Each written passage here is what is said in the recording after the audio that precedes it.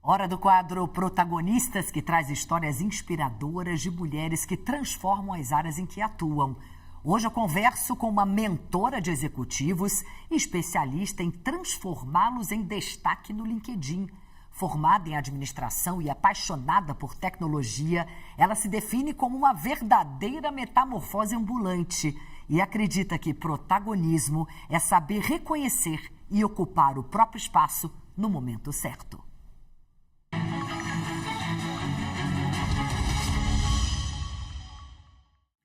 A protagonista de hoje é Carolina Dostal, uma das maiores autoridades digitais no Brasil, mentora de líderes e estrategista de thought leadership, que são executivos que se tornaram autoridades intelectuais em seus setores.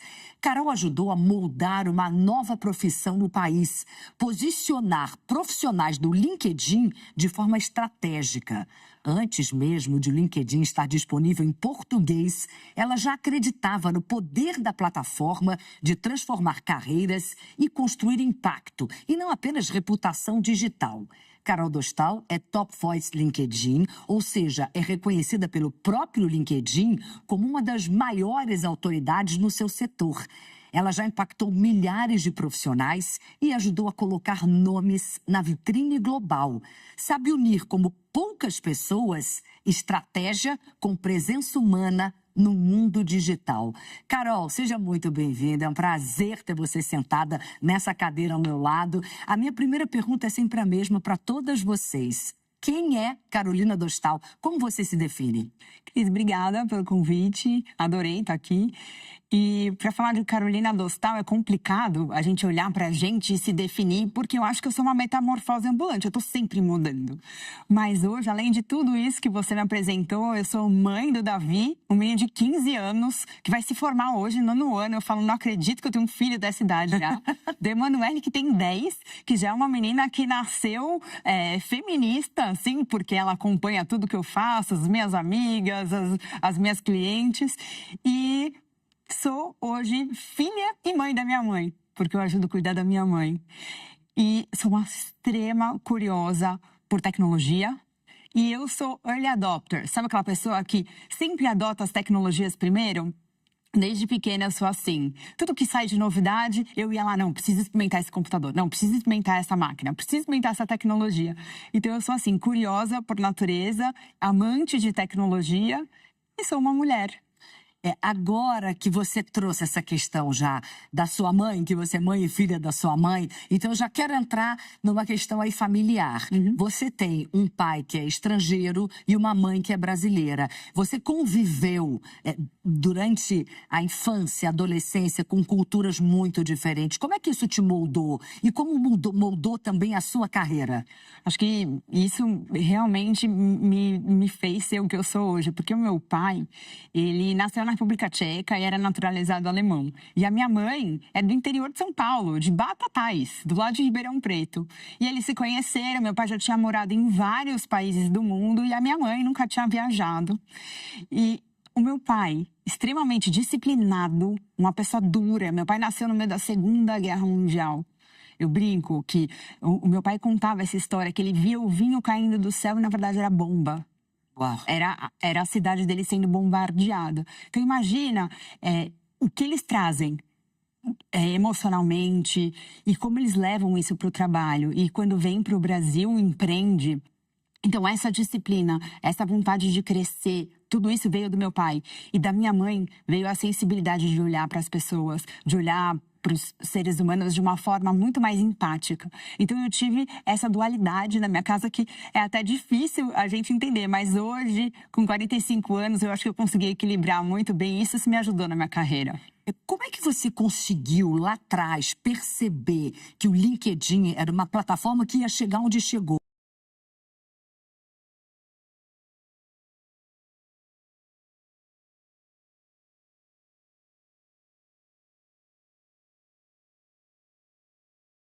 Muitos deles viraram Top Voice LinkedIn, estando com você. O que a pessoa tem que fazer para bombar no LinkedIn e poder almejar virar top voice? Que top voice LinkedIn é um selo dado pelo LinkedIn de que aquela pessoa é uma autoridade naquela área dela. É algo que todo mundo que está no LinkedIn deseja. É como chegar lá. Bom, o LinkedIn mudou muito. Então, quando a gente fala em bombar no LinkedIn, a gente tinha uma série de técnicas e de disciplina. Então, é metodologia e disciplina. Você precisa saber por que você está no LinkedIn, o que você quer comunicar, para quem você quer comunicar, e você tem que ter muita consistência naquilo. Não é fazer um pouquinho, depois não fazer mais, postar 2 vezes, depois não postar nada. Não funciona assim no LinkedIn. E lógico, a gente sabe que estuda o algoritmo, a gente entende que, olha, num período o algoritmo está priorizando vídeo, no outro PDF, carrossel. A gente vai estudando, a gente vai entendendo hashtags. Isso vai mudando. Só que isso mudou para 2025 e para 2026, com um novo cérebro da inteligência artificial que está embutida no LinkedIn. O que vai acontecer hoje? O LinkedIn ele tem capacidade de ler muito mais informações do que só aquelas palavras. A linguagem de texto. Ele vai conseguir observar e fazer esse cruzamento de informações. Então, se você fala que você é um psicólogo renomado, você, no mínimo, tem que ter feito psicologia. Você tem que ter contato com outros psicólogos. Você tem que seguir revistas e publicações que falam de psicologia. E você tem que escrever sobre isso.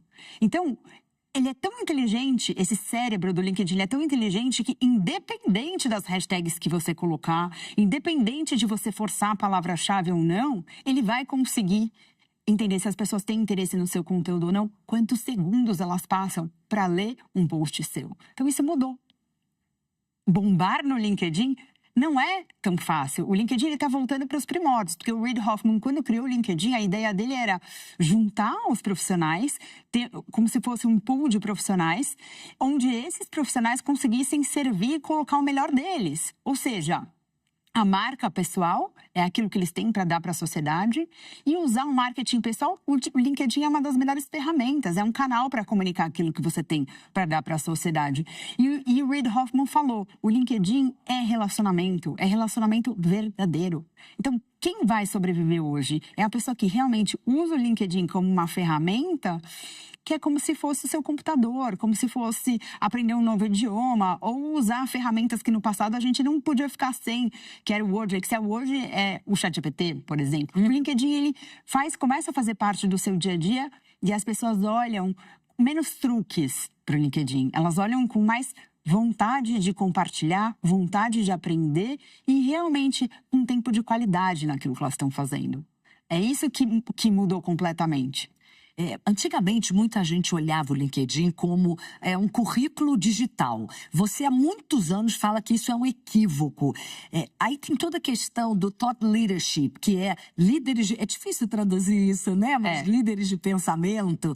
Hoje o LinkedIn é muito mais uma questão voltada para thought leadership do que apenas currículo digital, apesar de ainda ter aquela questão das vagas, ainda funciona para quem está indo atrás de emprego ou empresas que querem conseguir pessoas bem qualificadas. Sim, o LinkedIn ele tem várias áreas de negócio, tem pessoas que colocam lá o seu histórico, sua história profissional, e eles são encontrados através desses filtros de busca, e agora com inteligência artificial que está super avançada. A questão toda é a seguinte, o currículo ele é muito estático, ele é como se fosse uma folha de papel onde você coloca aquilo que você fez, ele é muito voltado para o passado.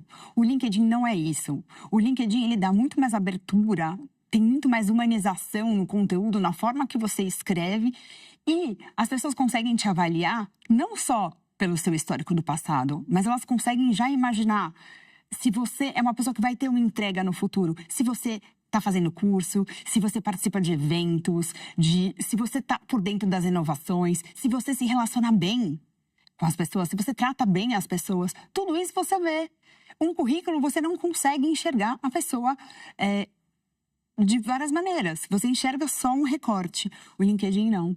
Então, você vê se a pessoa é educada, você consegue avaliar soft skills dessa pessoa, mad skills, que a gente fala muito, né? Que é tudo que você faz fora do trabalho, são competências que você faz fora do trabalho que você leva para o seu trabalho e se torna um profissional melhor.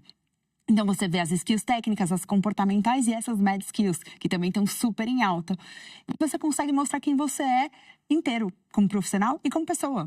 É importante trazer também um pouco de si no LinkedIn. Eu digo, antes as pessoas pensavam muito no LinkedIn como algo totalmente corporativo. Eu só vou postar coisas relacionadas ao meu trabalho. Isso mudou um pouco? A gente pode postar foto com o marido, com filhos, em viagem de férias.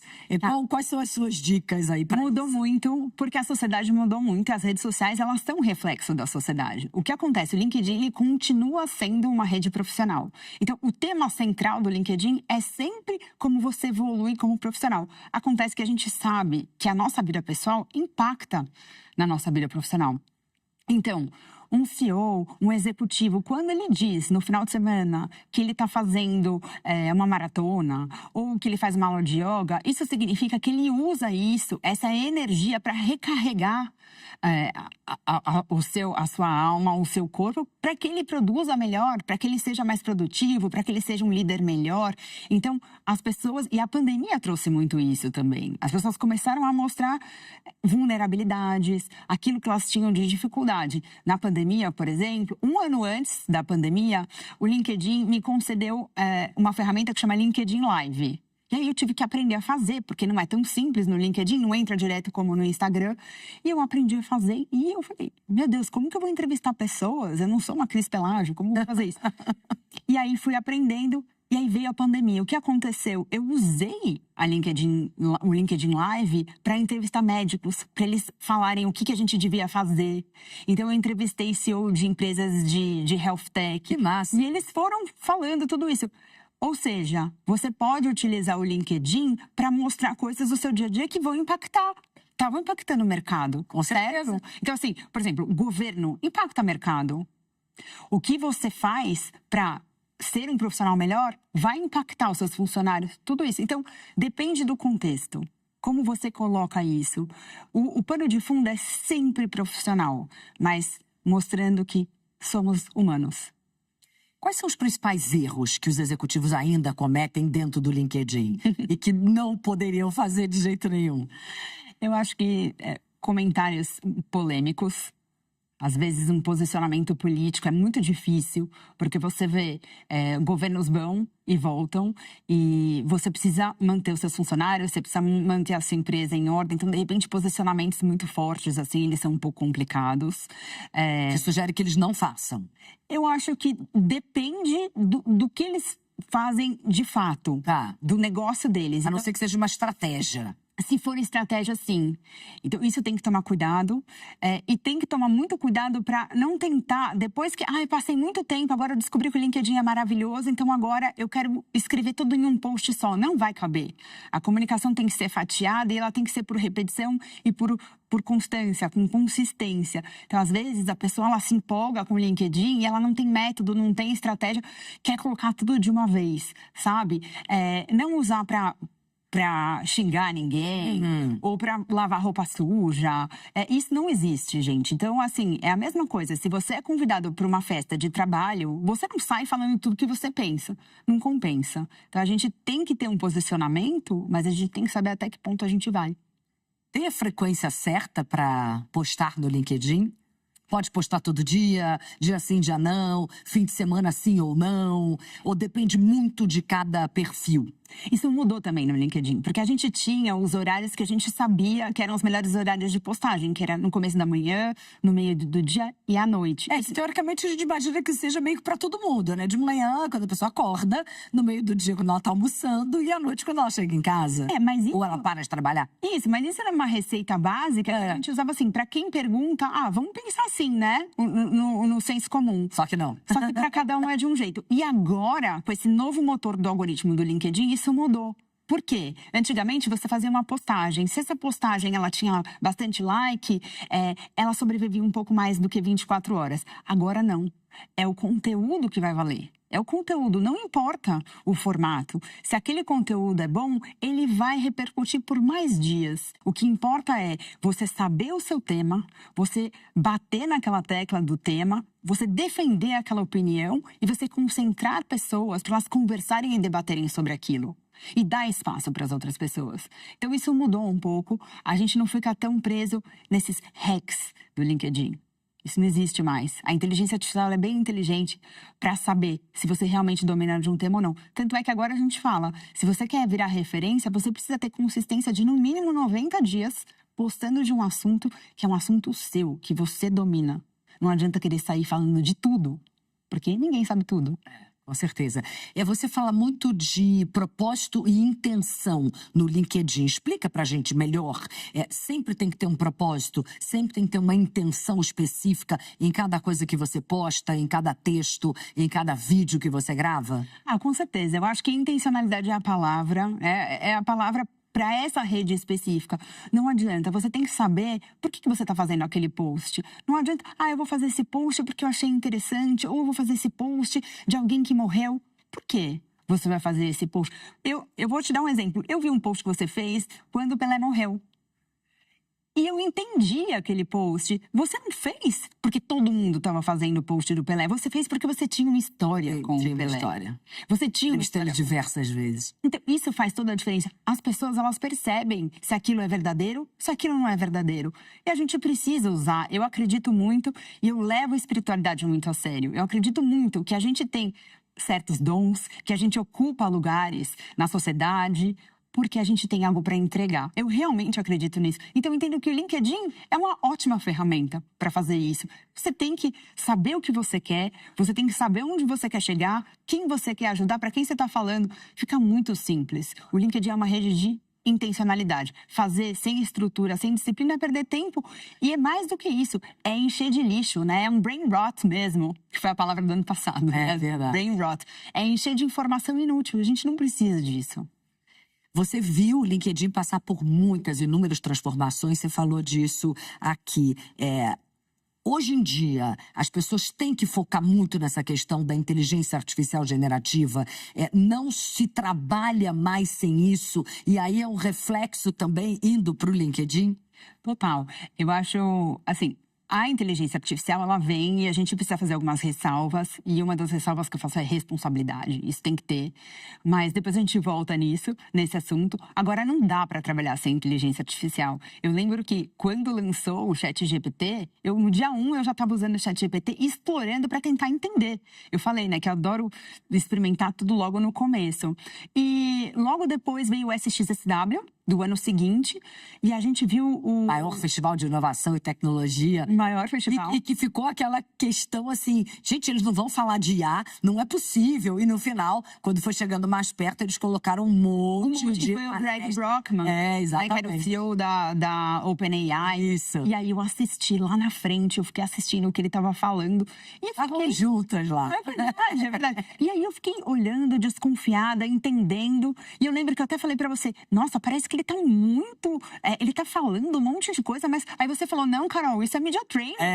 Media treinado. Então assistam o SXSW daquele ano, de 2023, certo? Foi, 23, exatamente. ChatGPT foi em novembro de 22. Isso. A gente está falando da XSW de março de 23. Março de 23. Então, e ele falou da inteligência artificial, mas ele falou uma coisa que eu achei muito interessante. Ele falou assim, olha, a minha esposa teve um problema, eu levei em vários médicos e ninguém descobria. E aí eu coloquei na IA, fui explicando pra IA o que tinha e foi. Gente, esse ano eu fui internada na UTI um mês, e voltando da NRF, a Feira de Varejo de Nova York, e todos os dias que eu estava internada, eu pesquisava no ChatGPT, ele me ajudou. Eu falava para minha médica, olha, isso está acontecendo, isso está acontecendo. E no meu trabalho também. O que aconteceu? É claro que a gente não pode não pode substituir um médico pelo ChatGPT ou qualquer outra IA. Mas eu estou entendendo perfeitamente bem o que você está dizendo. E aí, quando começou, eu falei, peraí, deixa eu colocar as minhas ideias no ChatGPT e as dos meus clientes e tentar entender como ele pode aprimorar. E eu fui testando. E foi muito engraçado que tinha um CEO que eu atendia, que ele falava assim, eu não quero que use essa coisa de inteligência artificial, eu não quero, e tal. E ele escrevia muito errado, muito. Então, quando chegava o trabalho da revisora, o trabalho da professora de português, era muito difícil. E aí, bom, depois de um tempo, ele xingou até não poder mais inteligência artificial. Depois de um tempo, quando ele passava as ideias, porque eu trabalho muito com as ideias dos meus clientes também, eu comecei, isso aqui tá muito bom. Ele não escreve assim. E aí ele foi o primeiro a, né, admitir que, poxa, por que eu tô perdendo tempo em fazer isso? Eu tenho parceiras de negócio, pessoas que me levam para empresas que falam, não, eu tô indicando a Carol para fazer. Fala, não pode usar inteligência artificial. E hoje todo mundo usa. Sim. Hoje todo mundo usa. As ferramentas que eu uso, eu pago todas, tá? Eu sempre pego, assim, os premium, porque eu quero usar. E tem cada coisa, só ajudou o meu trabalho. Só ajudou. E dos meus clientes também. Então, assim, tem que usar, mas tem que usar com responsabilidade. Saber, fazer o letramento. Então, eu fiz um monte de curso de inteligência artificial hoje. Eu tenho o ChatGPT, meu ChatGPT é fechado. Eu tomo cuidado com números, com dados pessoais. Ele não sabe o nome real dos meus clientes. Entendeu? Então, isso faz toda a diferença. Com certeza. Explica exatamente qual é o trabalho que você faz para os seus clientes, só para que fique muito claro para quem está aqui acompanhando a gente. É um trabalho de mentoria de líderes e você ajuda no LinkedIn deles, mas só para entenderem bem. Tá. Então, eu faço uma mentoria, eu desenvolvi um sistema de 3 sessões. A primeira sessão a gente fala um pouquinho dessa evolução do LinkedIn, a pessoa me conta da vida dela, a história dela, e ela vai me contando onde ela quer chegar.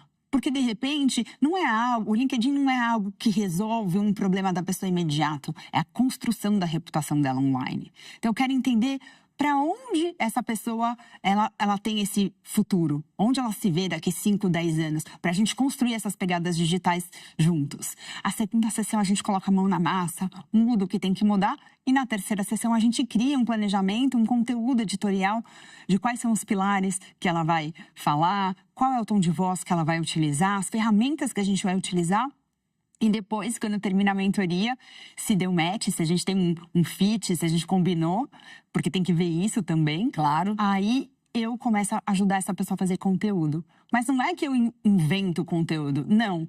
Como eu te falei, eu tenho uma série de ferramentas, eu estou observando o mercado, eu leio muito, gosto de ler, sou muito interessada, então eu vejo e falo, olha, isso é interessante para o seu mercado. Você não acha que você deveria estar falando disso? Olha, eu tive num evento, eu tive no SX, eu tive no Web Summit, eu tive na... É impressionante, você vai em todos os eventos. Eu gosto. Impressionante. Tenho até que aprender em menos. Esse ano que entra, eu com certeza vou para a China.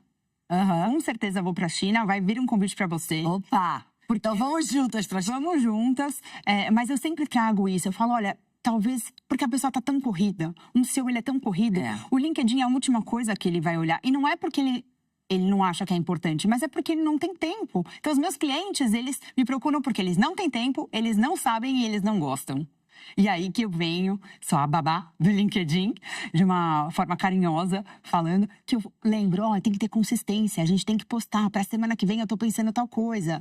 E assim vai. E a gente já vai pensando juntos e criando realmente um conteúdo estratégico que vai ajudar na reputação para ele se tornar um thought leader.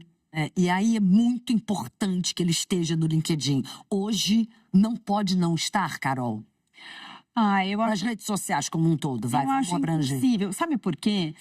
Outro dia me ligaram de uma multinacional gigantesca, eles estavam com um programa de influenciadores corporativos e eles estavam precisando de uma métrica específica, eles queriam entender como eles podiam avaliar aquele trabalho, né, com os influenciadores corporativos. E eu mostrei uma ferramenta de IA que ela dá um ranking de presença digital. Então ela junta LinkedIn, TikTok, YouTube, Instagram, tudo isso, e ele dá uma pontuação e consegue comparar os executivos. E quando você pega aquilo, você fala, poxa, por que esse executivo ele foi tão bem e esse executivo aqui que imperou por muito tempo, ele achou que ele não precisava ir, que ele já era conhecido. Só que o mundo mudou, né? A gente saiu da era do discurso para a era do diálogo. As pessoas, elas querem interagir com você. E aí, um exemplo clássico que a gente pode falar, que eu acho que você até já entrevistou, a Carla da CIMED. Sim. O João da aqui. CIMED. Já sentou nessa cadeira aí. Poxa. Os dois, o João lá na bancada, inclusive. Não é? Olha que honra.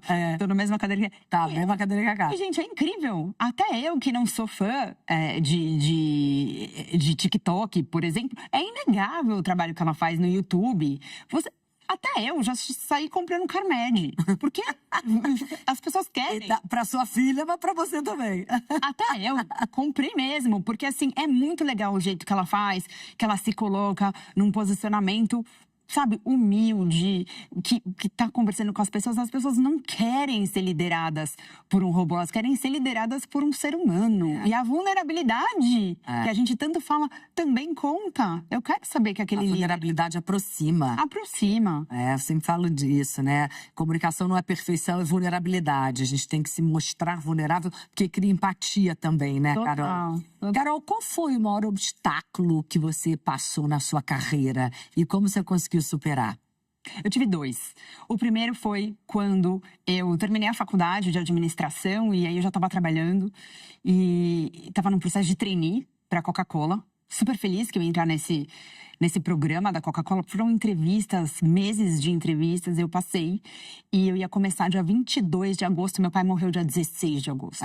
Então, assim, foi realmente assim, muito pesado para mim, porque eu era muito nova e eu tive que assumir a empresa dele, que era uma empresa de automação industrial extremamente... E aí você não foi para a Coca-Cola? Eu não fui. E aí, isso ficou na minha cabeça, martelando na minha cabeça por muito tempo. Eu falei, gente, era pra eu ser CEO de uma empresa, de uma multinacional. Sabe quando você tinha aquele sonho de vou ficar numa multinacional, vou trabalhar, vou me tornar CEO? E a minha vida me levou para outra coisa. Eu tive que aceitar aquele momento, eu tive que dar o meu melhor, eu tive que fazer tudo, aprender aquele mundo do B2B, mas foi aquilo que me alavancou para fazer o que eu faço hoje. Eu escolhi fazer essa mudança. Então, primeiro, quando eu tive que ir obrigada aí e quando eu escolhi deixar. Então, esse foi um desafio. Mas sabe como eu superei, Cris? Mentoras. Eu tive mentoras maravilhosas. Eu tive uma coach que chama Esther Cohen, que essa mulher, ela é formada em Harvard, ela sentou comigo e ela me ajudou a estruturar a minha carreira. Rosa Maria, também uma outra coach maravilhosa, que vem de multinacionais, me ajudou também a estruturar, mas ela era amiga da família, diferente da primeira. E a Carol Torres, que foi uma executiva da Meta por muito tempo, global, assim, uma das melhores executivas da Meta. Hoje ela está no Pinterest. E ela sentou e falou assim, Carol, você não está vendo o seu potencial, eu vou te mostrar o seu potencial. Começou a conversar comigo e aquilo mudou. Então, eu acho que quando a gente tem desafio na carreira, a gente precisa procurar ajuda profissional. E mentoria é o caminho. Você, além disso tudo que a gente já falou aqui, você também é escritora, autora de alguns livros. E o último que foi lançado recentemente é o Protagonistas, que fala exatamente dessa questão feminina. Eu estou nesse livro também, sou uma das autoras e organizadoras. Já recebi algumas autoras aqui no quadro Protagonistas. O que esse livro tem de tão especial? E você estava dizendo que você teve que assumir a empresa do seu pai, que era uma empresa muito masculina. Muito. E aí isso também te levou para essa luta pelo feminino? E você também já disse que a sua filha já nasceu feminista. É claro que isso vem de você. Engraçado. Posso falar, Cris? Uma coisa que eu nunca falei.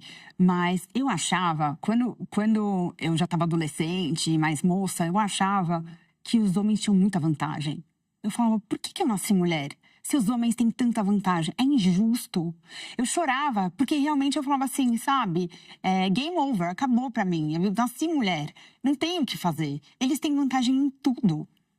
Daí, eu engravidei do meu primeiro filho. E eu fui mãe solo. E eu percebi a vantagem que eu tinha. Eu chorei, foi muito ruim pra mim. Mas quando eu olhei que meu filho nasceu... E que hoje eu tenho meu filho comigo e o jeito que ele me respeita, o jeito que ele trata as mulheres. Eu falo, olha o benefício que é a mãe. A mãe gere, a mãe tem um filho lá, é dela. Isso é muito bom. E aí eu fui estudar a Cabala, porque eu sempre gostei muito de espiritualidade. E eu fui entender um pouquinho dessa manifestação da energia do homem e da mulher. E eu falei, gente, a mulher tá com a faca e o queijo na mão. E comecei a enxergar a mulher de um jeito diferente. Então, quando veio o convite para escrever Protagonistas, eu pensei, nossa, tem um monte de gente que escreve livro em colaboração, com qual livros colaborativos, mulheres. Mas eu entendi. Aquele livro, de verdade, tinha diversidade de mulheres. Então, mulher indígena, tinha mulheres negras, tinha mulher... E eu tinha mães atípicas, 70 mais. Aí eu vou também fazer aqui o merchan do livro. Tinha tudo. Gen Z, temos uma mulher amazônida. Eu olhei e falei assim, isso é muito rico, eu preciso entender. E aí eu fui ler a história dessas mulheres e me emocionou. Aquilo, na verdade, é como se fosse uma bíblia. Então, eu ando com alguns livros no carro e eu já presenciei, já passei por momentos em que algumas mulheres precisavam de ajuda. Eu falei, olha, toma aqui um guia, toma esse livro, leia, você não tá sozinha. A gente tem mais gente com você. E aí vem meu marido, meu filho, que são homens, apoiando isso, achando o máximo as mulheres, pedindo autógrafo para as mulheres. E a minha filha, orgulhosésima, pedindo autógrafo para todas as mulheres no lançamento. Eu falei, Eu dei autógrafo para sua filha também. Você deu, né? Dei, lógico. acho que eu tô no caminho certo, acho que eu consegui. E todo mundo tem uma história para contar. Todo mundo tem uma história para contar. O legal é que esse livro, as mulheres foram escolhidas, né, Cris? Que lindo. Eu fico muito orgulhosa, tenho muito orgulho desse livro. Eu tenho. Bom, a gente já explodiu o tempo, eu poderia ficar aqui 1 hora conversando com você, mas para terminar, eu também sempre faço a mesma pergunta. O que significa para você ser protagonista da sua própria história? Olha, eu fui estudar um termo protagonista, até pelo livro. E aí eu entendi. Né? Protagonismo, a pessoa que ocupa aquele espaço e tá lá. E tem até uma coisa de competição, que vem do grego. Depois, vale a pena checarem. E eu falei, olha só, protagonista para mim é assumir a minha narrativa, mas mais ocupar o meu espaço. Mas mais do que isso, sabe o que é ser protagonista para mim? É ocupar o espaço no tempo certo, mas sair de cena quando você precisa colocar outra pessoa como protagonista. Isso, pra mim, é a sacada perfeita. Eu não preciso ser a protagonista o tempo inteiro. Eu posso ser a protagonista, mas eu também tenho que dar espaço e sair pra colocar outra pessoa como protagonista e honrar essa pessoa. Então, pra mim, protagonista é isso. Que lindo, Carol. Muito obrigada. Que delícia conversar com você. Obrigada mesmo. Obrigada, Cris. Emocionada com você.